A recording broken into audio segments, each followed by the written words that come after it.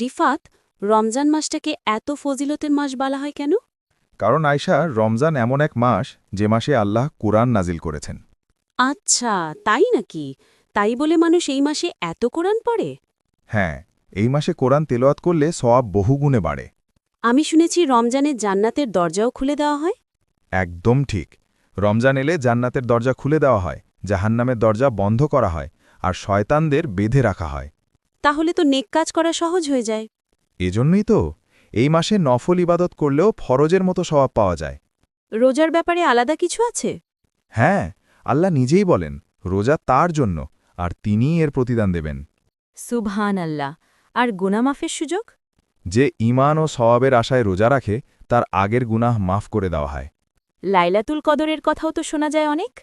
হ্যাঁ, সেই রাত 1000 মাসের চেয়ে উত্তম। এক রাতের ইবাদত ৮৩ বছরের ইবাদতের সমান। তাইলে রমজান তো জীবনের সবচেয়ে বড় সুযোগ।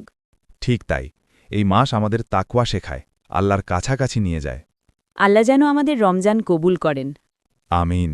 আল্লাহ আমাদের সবাইকে আমল করার তৌফিক দিন।